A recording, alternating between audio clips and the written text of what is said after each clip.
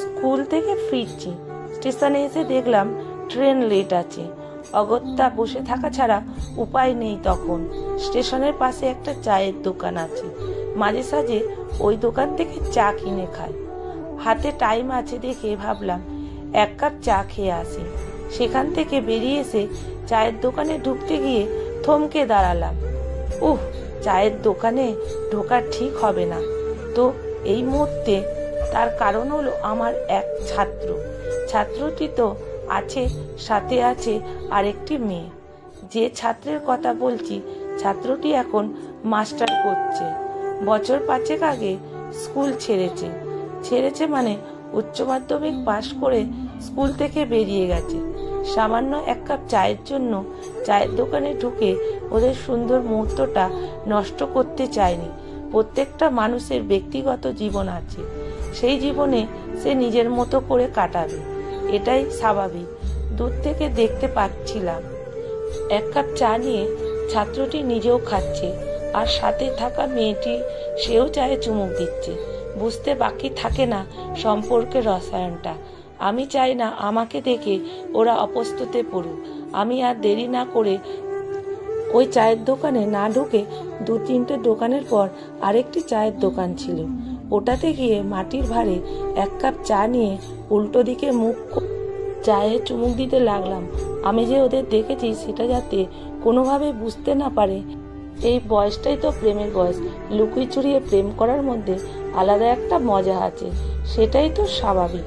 হঠাৎ করে চমকে উঠলাম। স্যার সামনে। পিছনে ফিরে তাকিয়ে দেখি আমার ওই ছাত্র, সাথে মেয়েটির মুখে লেগে রয়েছে সলজ্জা হাসি। আমি তখন কি যে বলবো ভেবে উঠতে পারছিলাম না, তবুও যেন অভিনয় করে বললাম, আরে তুই? ছাত্র জবাব দিল, আমি স্যার আপনাকে অনেকক্ষণ আগেই দেখেছি। আপনি বোধহয় চা খেতে আসছিলেন, আমাদের দেখে আপনি আর ঢুকলেন না, সেটা আমি বুঝতেই পেরেছি। কিন্তু আপনাকে দেখে আমি আর থাকতে পারলাম না। ওকে তাই বললাম, চলো স্যারের সাথে দেখা করে আসি। মেয়েটি মাথাটা নিচু করে আছে, মুখে রয়েছে মৃদু হাসি। আমি কিছু বলার আগেই আমার ওই ছাত্র বলল, স্যার আপনার সাথে পরিচয় করে দিই, ওর নাম হচ্ছে অঙ্কনা, আমাকে খুব ভালোবাসে। কথাগুলো খুব নিঃসংকোচে বলে উঠল। সঙ্গে সঙ্গে অঙ্কনা এগিয়ে এসে আমাকে প্রণাম করলো, সাথে ছাত্রটিও। প্রণাম করার পর আমার ছাত্র বলল, জানেন স্যার, অঙ্কনা বলছিল আমি স্যারের কাছে যাব না, ভয় করছে, তুই একা যা। আমি বললাম, ভয় কিসের, আমি তো যাব, তোকেও সঙ্গে নিয়ে যাব। স্যার খুব ভালো মানুষ, একবারটি কথা বললেই বুঝতে পারবি। আমি হেসে বললাম, ভয়ের কি আছে, এখন তোমরা বড় হয়ে গেছো, নিজেদের ভালো মন্দ বুঝতে শিখেছো, বাইরের জগৎকে চিনতে পারছো, অনেক বেশি স্মার্ট হতে হবে তো।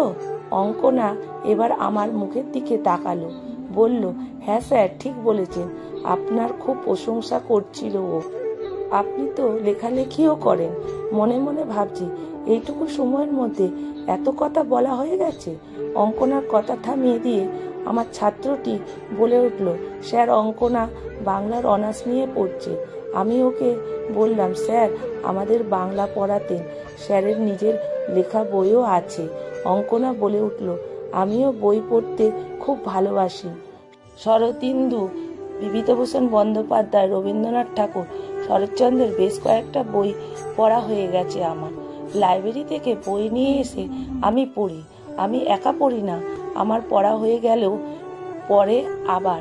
বললাম, অবশ্যই পড়বে, বই পড়লে তো মস্তিষ্ক মাটি উর্বর হবে, চিন্তা ভাবনা গভীরতা বাড়বে, নিজেকে অনেক বেশি সমৃদ্ধ করতে পারবে।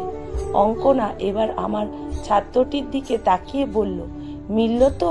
তোকে আমি ঠিক এই কথাটাই বলি।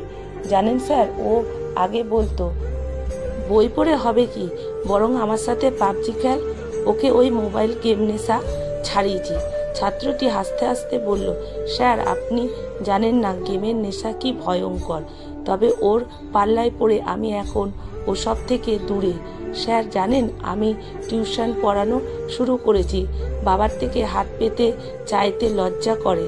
পড়াশোনার খরচাটা বাবা দেয়, কিন্তু বাদবাকি নিজের খরচটুকু নিজেই চালায়। তারপর হঠাৎ করেই কথার প্রসঙ্গ ছেড়ে বলে উঠল, স্যার আপনার মনে হয় দেরি হয়ে যাচ্ছে, ট্রেন ধরে তো অনেকটা যেতে হবে। কিছু যদি মনে না করেন একটা কথা বলবো। মনে করার কি আছে, বল না, কি বলবি? আপনার নাম্বারটা যদি দেন, কথা দিচ্ছি স্যার বিরক্ত করব না। আমি স্যার আগের মতো নেই আর। নম্বরটা দিতেই সে যে কি পরিমাণ খুশি বলে বোঝানো যাবে না। ট্রেন ধরা তারা, তাই বেরিয়ে আসতেই হলো।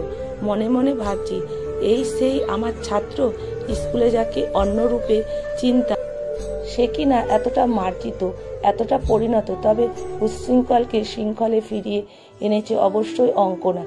কে বলেছে প্রেমে পড়লে মানুষ বকে যায়? প্রকৃত প্রেম, প্রকৃত ভালোবাসা জীবনে গুছিয়ে দেয় এক শান্ত সংযুক্ত জীবন, উপহার দেয় কত খারাপ অভ্যাস বদলে দেয়। মনে মনে প্রার্থনা করলাম, ভালোবাসায় ভালো থাকুক ওরা। কলমে সরজিৎ ঘোষ।